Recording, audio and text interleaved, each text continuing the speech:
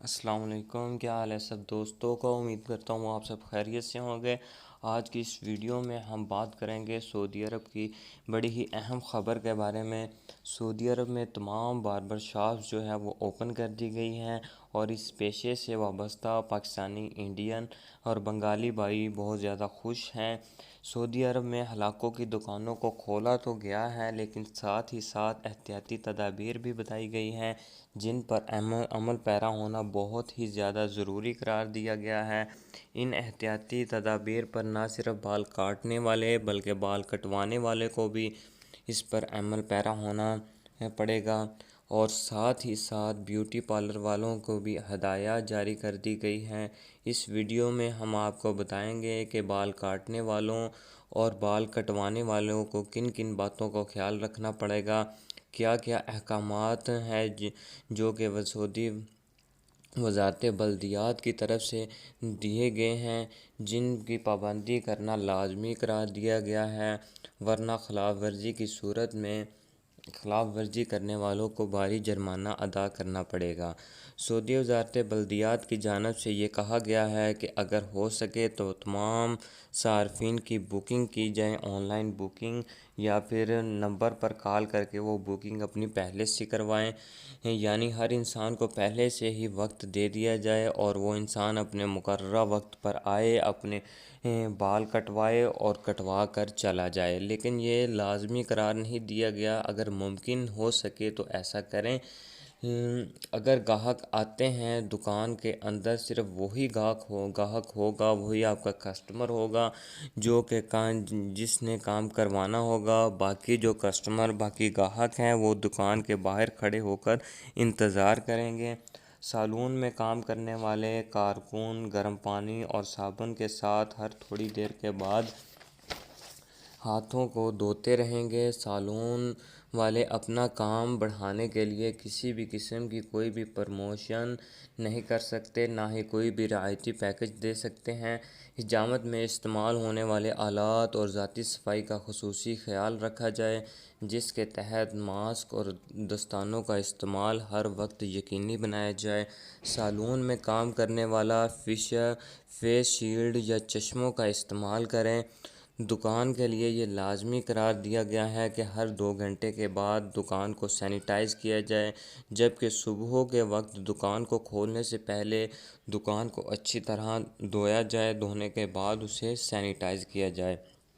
اگر آپ دوپہر کا وقفہ کرتے ہیں، مثلا ظہر سے لے کر عصر تک آپ دکان کو اپنی کو بند رکھتے ہیں، تو وقفے کے بعد بھی دکان کو سینیٹائز کرنا لازمی قرار دیا گیا ہے۔ دکان کی واش روم میں ہینڈ واش بھی کافی مقدار میں موجود ہونا ضروری ہے۔ استعمال ہونے والے تمام آلات کو گرم پانی اور جراثیم کش ادویات کے ساتھ بار بار دھویا جائے۔ گاہکوں کے ساتھ اضافی افراد کے آنے پر پابندی ہوگی۔ صرف وہی افراد آئیں گے جنہوں نے بال کٹوانے ہوں گے یا اپنی داڑھی منڈوانی ہوگی۔ صرف وہی افراد سالون کے اندر داخل ہو سکتے ہیں۔ ان کے ساتھ دوسرا کوئی بھی بندہ نہیں سالون کے اندر داخل نہیں ہو سکتا۔ سب سے ضروری بات یہ ہے کہ کسی بھی قسم کے مساج کی اجازت نہیں ہوگی۔ ایک گاہک پر صرف اور صرف ایک ہی کارکن کام کرے گا، یعنی کہ جو کارکن کسی کسٹمر کا کام شروع کرے گا وہی کارکن جو ہے اس کسٹمر کا کام مکمل کرے گا، کوئی دوسرا کارکن اس کا کام نہیں کرے گا، اسے کام کرنے کی اجازت نہیں ہوگی۔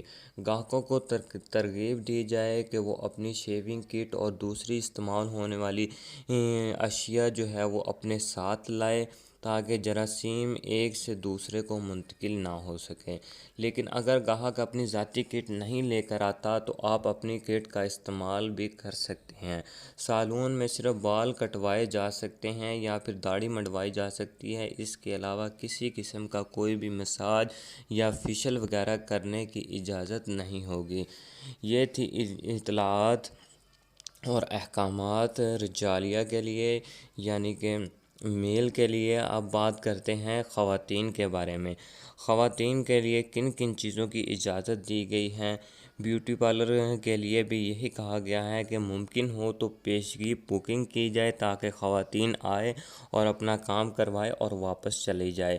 خواتین اپنے ہاتھوں کو مسلسل گرم پانی اور صابن سے دھوتی رہیں۔ ویٹنگ روم میں بیٹھی خواتین کے لیے یہ ضروری ہے کہ وہ سماجی فاصلے کو یقینی بنائیں۔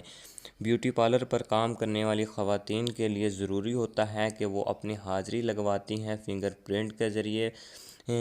تو یہ بھی ہدایت جاری کی گئی ہے کہ وہ اب فنگر پرنٹ کا استعمال نہیں کریں گی۔ فنگر پرنٹ کا جو استعمال ہے اس کا جو سسٹم ہے وہ عارضی طور پر ختم کر دیا جائے۔ بیوٹی پارلر پر آنے والی خواتین سے تمام معلومات اور موبائل نمبر وغیرہ لیا جائے تاکہ ضرورت کے وقت بر وقت ان سے رابطہ ممکن ہو سکے۔ بیوٹی پارلر پر پیسوں کی وصولی اور لین دین کے لیے اسپننگ مشین کا استعمال کیا جائے۔ بیوٹی پارلر سے میگزین، اشتہارات اور اخبارات وغیرہ ہٹا لیے جائیں۔ پارلر میں داخل ہونے سے پہلے جسمانی درجہ حرارت نوٹ کیا جائے۔ اگر بخار کی شکایت ہو تو انہیں بیوٹی پارلر میں داخل نہ ہونے دیا جائے، یا اگر سانس کی کوئی بھی بیماری ہو تب بھی انہیں بیوٹی پارلر میں داخل نہ ہونے دیا جائے۔ یہ تھی وہ ہدایات جن کا اعلان سعودی وزارت بلدیات کی جانب سے کیا گیا تھا۔ امید ہے کہ آپ ان احتیاطی تدابیر پر عمل کریں گے تاکہ آپ بھی بھاری جرمانوں سے بچ سکیں۔ آج کی ویڈیو میں بس اتنا ہی، انشاءاللہ ملتے ہیں نیکسٹ ویڈیو کے